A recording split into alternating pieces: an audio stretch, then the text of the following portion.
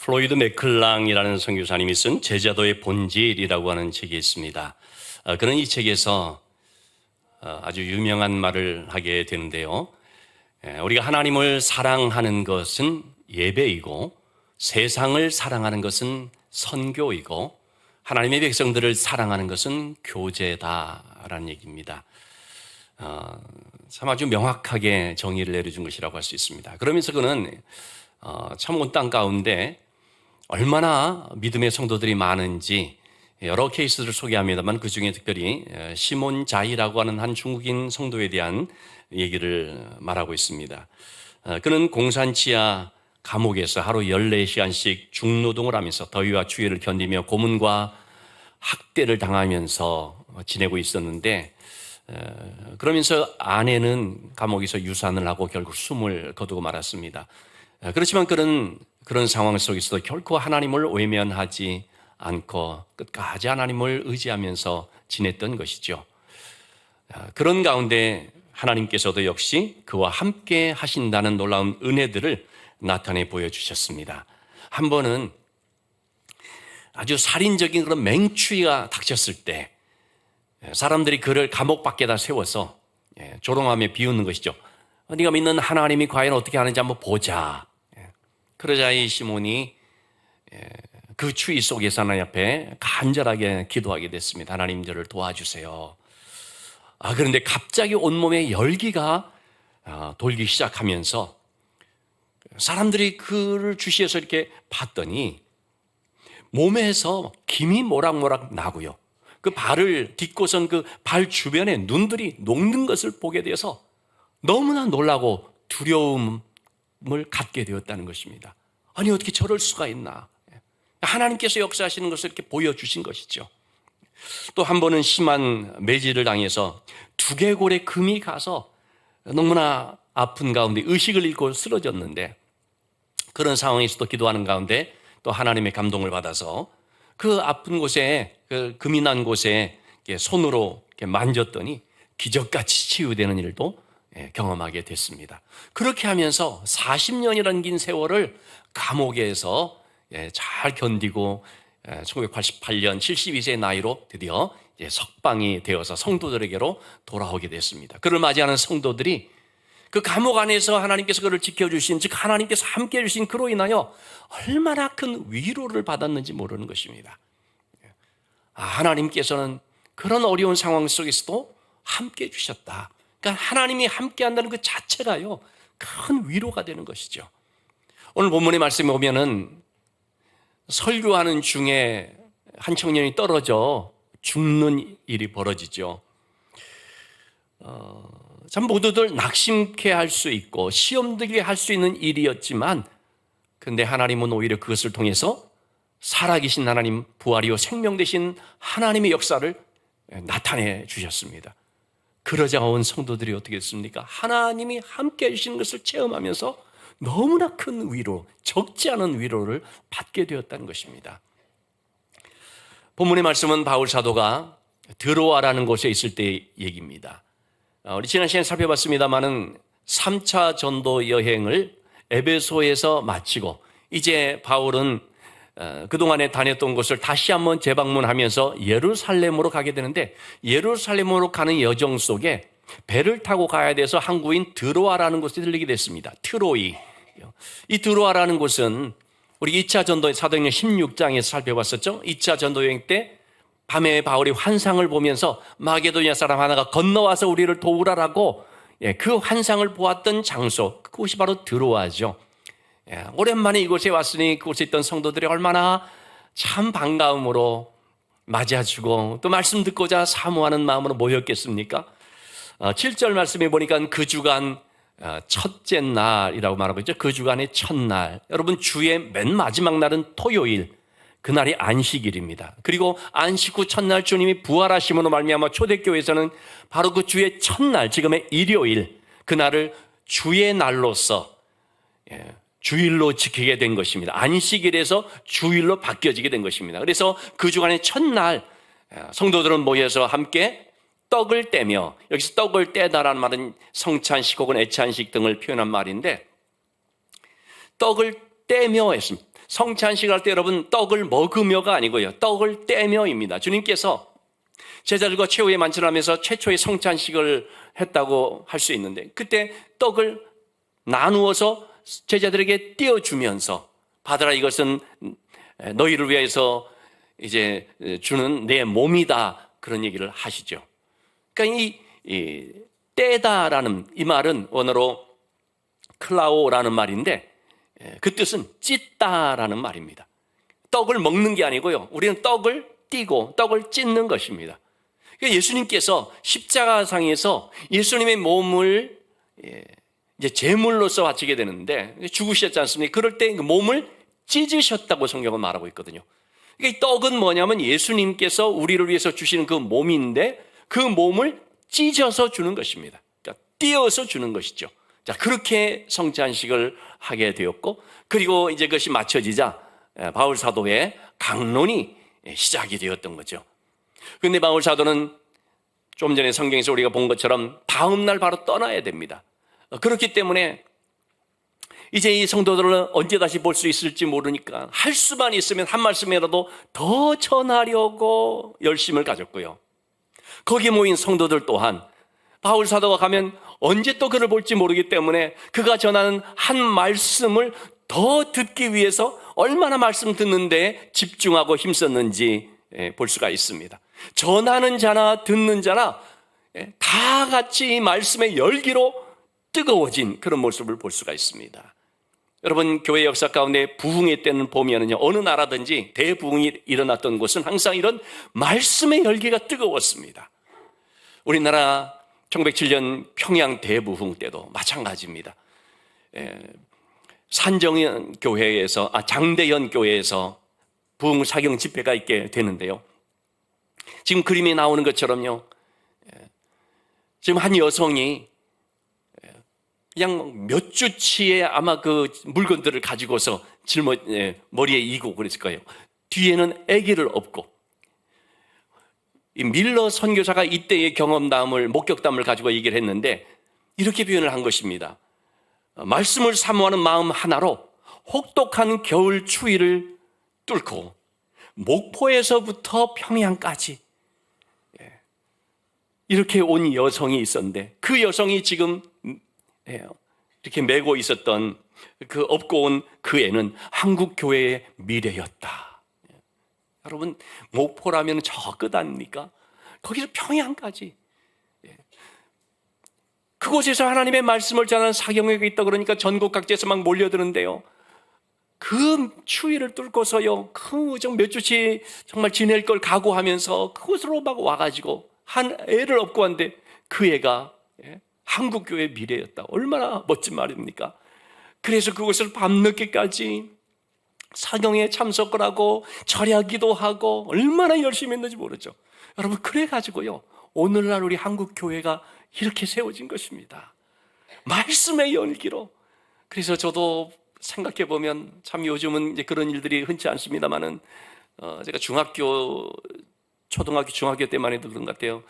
제가 있는, 저는 제주도 모슬포라는 곳인데 옆에 있는 안덕면이라는 곳에 부흥 집회가 있다 그러면은요, 그럼 다 같이 가서 참석하면서 거기에서 막 또 은혜를 받고, 뭐 방언 받으라는데 저는 막 우리 기도해도 몸은 뜨거워지지만 방언이 안 되게 저희 어머니한테 나는 왜 방언이 안 된다 그러니까 괜찮다고 막 그렇게 했던 그런 추억들이 있습니다. 중학생이든 초등학생들이 같이 모여가지고 뭐 어른들 찬송 같이 부르면서 하여튼 뭐 알지도 못하면서 막 뜨거 기도하고, 이러한 그 열정들이 모여져 가지고 지금의 한국교회로 세워졌다는 말이죠.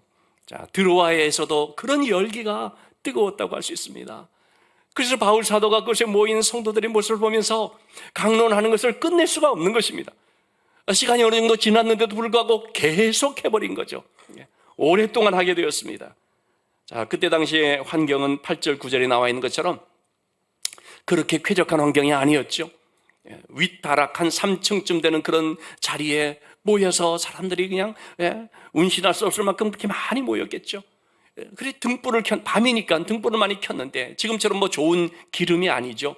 기름을 태워서 불을 밝히는데 그 기름이 좋지 않은 기름이니까 타는 그 매캐한 냄새들, 그래서 공기가 혼탁해지고 산소가 부족하고 일산화탄소가 뿜어져 나오고, 그러면 사람들이 졸릴 수가 있고 하는 그런 상황 속에서 유두고라고 하는 청년이 그 자리에 참석을 했습니다. 청년이라고 하는 이 단어는 원어로 볼 때 한 10대에 한 4-5살 되는 그 정도 나이를 애를 칭할 때 이런 단어를 쓰는데요. 그러니까 지금의 청년이 아니라 청소년이라고 볼 수가 있죠.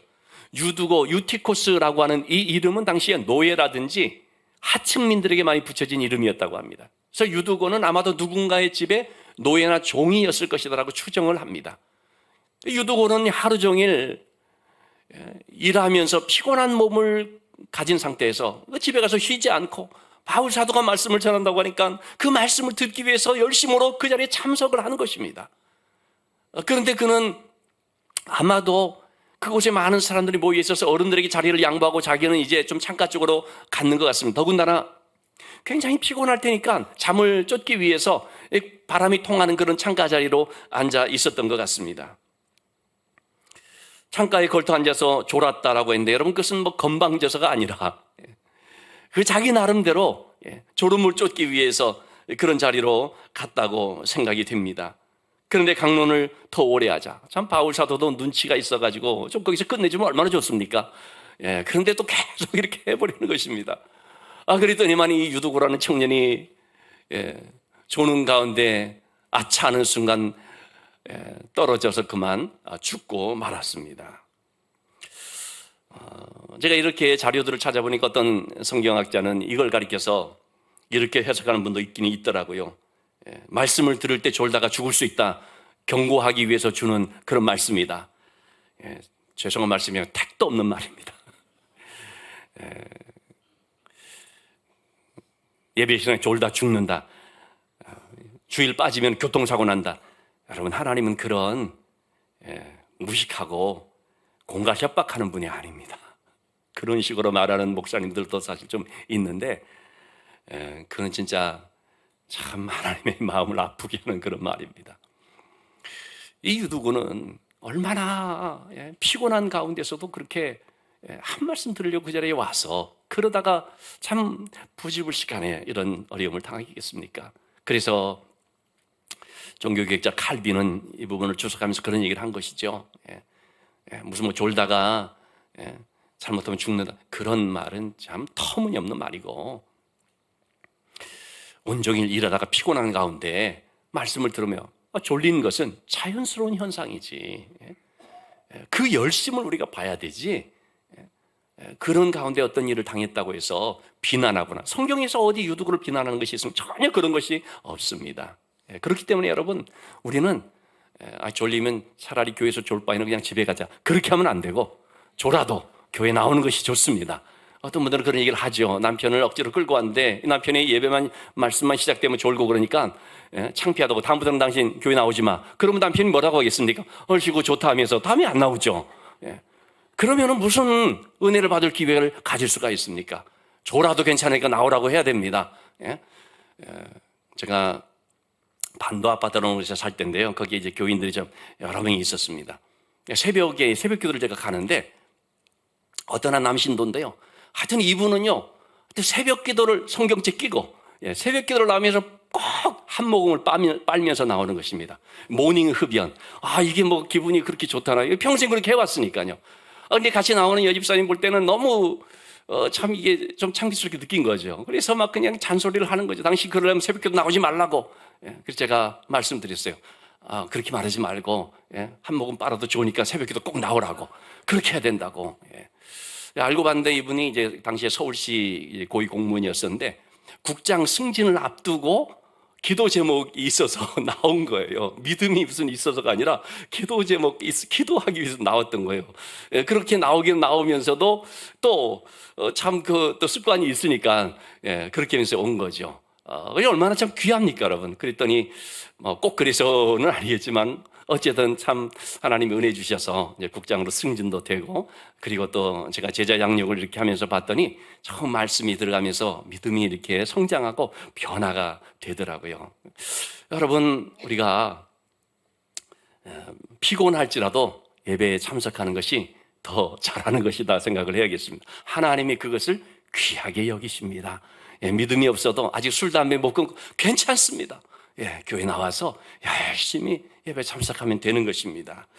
자, 어쨌든 이러한 강론 중에서 한 사람이 떨어져 죽는 일이 벌어졌으니 이게 당시 상황이 어떻게 되겠습니까? 난리가 났겠죠. 은혜의 자리였다가 한순간에 자칫 장례를 치를 수 있는 그런 상황이, 그런 자리가 되어버린 것입니다. 바울 사도는, 여러분, 바울 사도에 전하는 말씀은 주 내용이 뭡니까? 항상 부활에 대한 말씀, 부활의 소망에 관한 말씀이거든요. 예수님이 죽은 자 가운데서 3일 만에 부활하셨다. 그를 믿는 자도 역시 부활의 생명을 갖게 된다. 우리에게는 천국의 소망이 있다. 뭐 그런 말씀을 주로 했을 텐데, 아니 그런 말씀을 전할 때 사람이 떨어져 죽는 일이 벌어졌으니 바울 사도 입장에서 얼마나 낭패스럽고 당혹스러울 수 있는 순간이었겠습니까? 여러분, 근데 우리는 이런 어떤 위기를 만나게 되었을 때 두 가지의 반응이 나타나는 것을 살펴볼 수가 있죠. 이스라엘 백성들이 하나님의 은혜로 출애굽이라고 하는 놀라운 은혜를 받았습니다.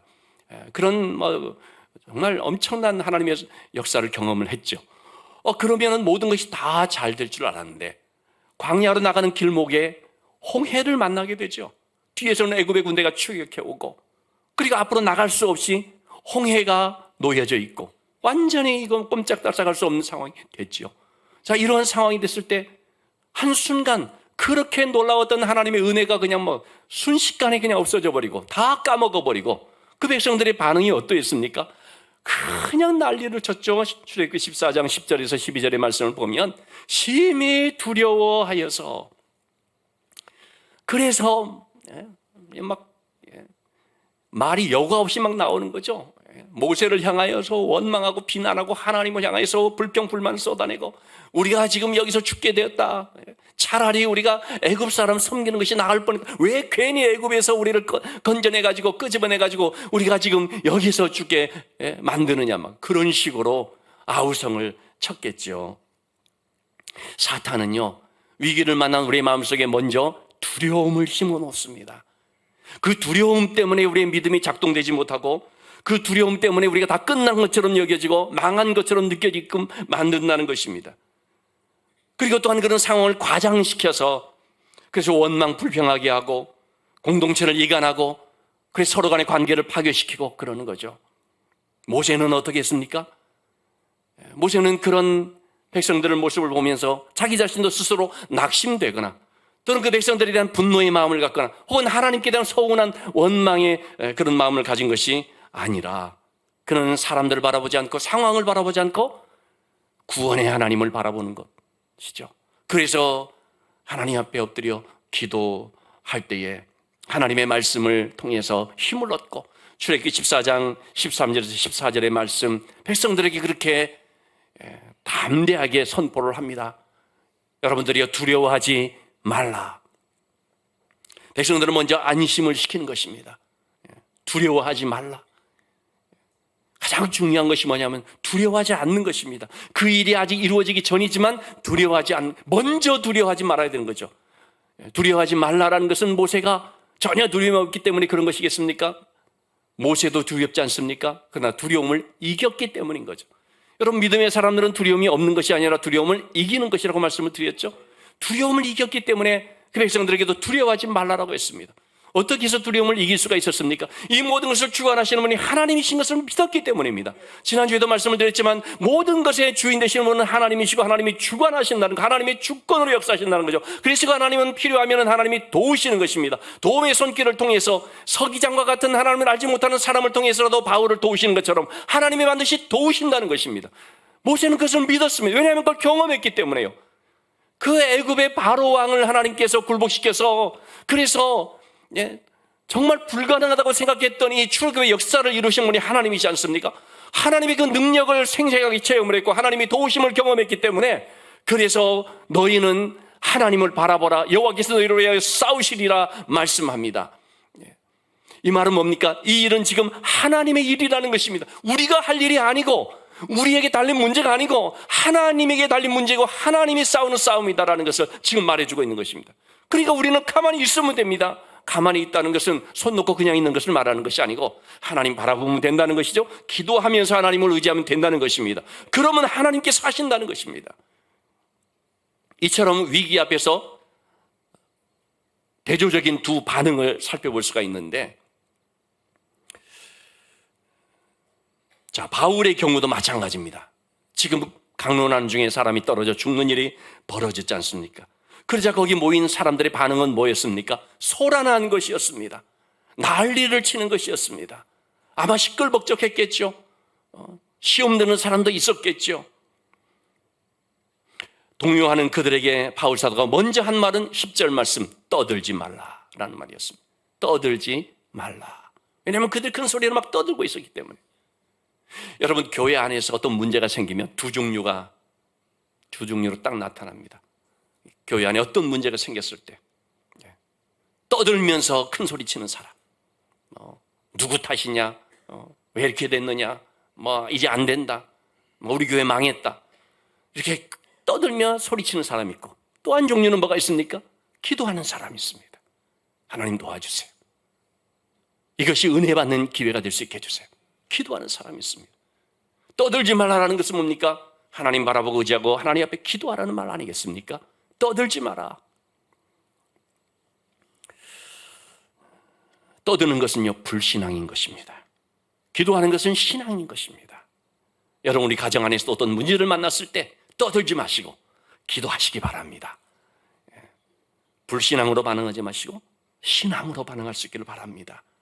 마가복음 5장 38절에서 39절의 말씀, 주님께서 회당장 야이로의 딸이 죽었을 때 그 집으로 가는데 사람들이 막 떠들고 울며 심히 통곡하는 걸 봤죠.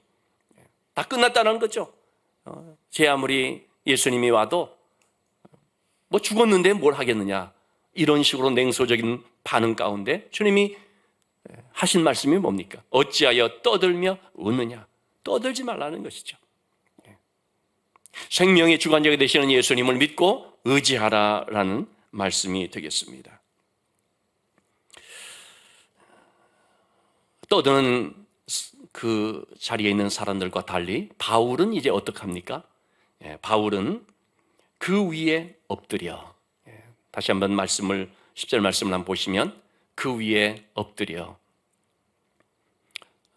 그 몸을 안고 말하되 떠들지 마라. 생명이 그에게 있다. 바울은 먼저 그 위에 엎드립니다. 그리고 앉습니다. 이 장면을 보면 어디서 많이 본 내용이 생각이 될 것입니다. 구약성경 엘리야와 엘리사 선지자들에게 있었던 바로 그 일들이죠. 열왕기상 17장 19절에서 21절의 말씀을 보면, 엘리야는 사르밧 과부의 아들이 죽었을 때 그 아이 위에 몸을 3번 펴서 엎드리고 하나님께 부르짖어 기도하는 가운데 이 아이가 생명이 돌아와서 살아나는 역사를 경험을 했습니다. 엘리야가 이때도 아이 위에 몸을 엎드려서 그 아이 위에 몸을, 자기의 몸을 포개어서 기도를 하는 거죠. 이 아이와 한 몸이 되고 그야말로 일심동체가 되듯이 말이죠. 정말 이 아이의 그 상태를 하나님 앞에 간절한 마음으로 고백하는 그런 모습이죠. 열왕기하 4장 33절에서 35절 말씀도 역시 엘리사가 수넴 여인의 아들이 죽었을 때 그 아이 위에 올라가 엎드려서 또 아이의 몸에 자기의 몸을 포개어서 그러면서 또 간절히 또 기도하게 되는 거죠. 그랬더니 아이의 몸이 살아서 돌아오는 것을 볼 수가 있었습니다. 바울도 그렇게 했던 거죠. 그 아이 위에 엎드려서 아이를 안고 깊은 연민으로 긍휼의 마음으로 하나님 앞에 간절히 기도했겠죠. 하나님, 여기서 이렇게 끝나지 않게, 바로 바울 사도가 지금 부활의 말씀을 전했을 텐데 이 부활의 사건이 성도들에게 한번 체험될 수 있게 해주세요라고 기도했을지도 모르겠습니다. 어쨌든 그렇게 간절히 기도했더니 아이가 살아나는 역사가 있었습니다. 자, 근데 이때 위에 엎드리다라는 말, 이 엎드리다는 말은 에피핍토라고 하는 이제 원어로 에피핍토라는 말인데, 이 에피핍토라는 말은 에피, 위에, 전치사거든요. 핍토라는 말 앞에 에피가 붙여서 에피핍토라는 말이 됩니다. 근데 이 핍토라는 말이 뭐냐면, 유두고가 떨어지다 할 때 그 떨어지다는 단어가 핍토라는 말인데, 그 뜻은 파멸하다, 하다, 끝장나다라는 뜻입니다. 여러분, 사람이 떨어져 높은 데서 떨어졌으니까 당연히 어떻게 됩니까? 파멸되고 끝난 걸로 보여지죠. 그게 핍토입니다. 그게. 자, 그런데 바울이 에피핍토, 이 핍토라고 하는 단어 위에 엎드려서 에피핍토라는 거죠. 에피핍토라는 단어는 덮이다 또는 밀어내다라는 뜻입니다. 핍토라는 단어 앞에 에피라는 말 붙이면 덮여지다, 밀어내다라는 뜻이 되는 것입니다. 유두고는 떨어져서 죽어서 파멸이 되고 끝난 것처럼 보여졌는데 바울이 그 위에 에피핍토, 몸을 엎드리니까 하나님은 그 바울의 몸을 통해서 생명의 역사로 그 유두고를 덮어주셔서 예수 그리스도의 부활에, 예수 그리스도의 보혈의 피로 덮어주셔서 동시에 예수 그리스도의 그 생명의 능력이 그 죽음을 밀어내버려서 그래서 이 아이가 생명이 다시 돌아오는 역사가 나타나게 됐다는 것입니다. 참 그런 점에 있어서 저는 이 단어 에피핍토라는 말이 얼마나 참 우리에게 이렇게 생각하게 하는 그런 단어인가를 보게 됩니다. 여러분, 우리 자신들은요 전부 죄로 말미암아 떨어진 자들이었습니다. 추락한 자들이었습니다. 죄로 인하여 타락했다라는 그 말 뜻은 떨어지다라는 말입니다. 타락하다, fall이라고 하는 단어는 떨어지다는 말이죠. 그게 핍토가 우리가 됐습니다. 핍토가 되었으니까 우리가 파멸이 되고 끝장이 나는 상황인 거죠. 근데 여기에 예수 그리스도의 보혈이 덮어주시니까 우리 위에 엎드려서 앉듯이 보혈의 피가 우리를 덮어주니까 그 예수 그리스도의 부활의 생명이 우리 안에 임하여서 우리에게 있던 죽음을 밀어내버려가지고 우리로 소생함을 얻게 만들어주신 거죠. 여러분, 이것이 바로 구원의 사건, 이것이 바로 하나님이 행하신 놀라운 이적 아니겠습니까? 죄로 인하여서 끝난 우리인데 예수님의 보혈로 덮어주셔서 그 죽음을 밀어내버리시고 생명으로 역사를 해주셨다는 것. 여러분, 그래서 이러한 은혜를 경험한 사람들이 바로 예배의 자리에 참석하는 것이고 우리가 예배를 통해서 그 은혜를 또 계속해서 경험을 하게 되는 것입니다.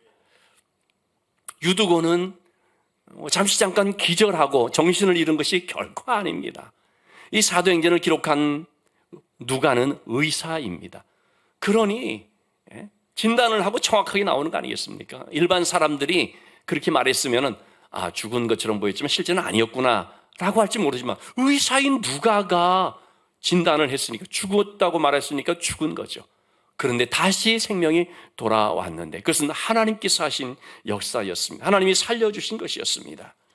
말씀을 사모하면서 그 자리에 모인 성도들에게 하나님께서 베풀어 주신 전적인 은혜였습니다.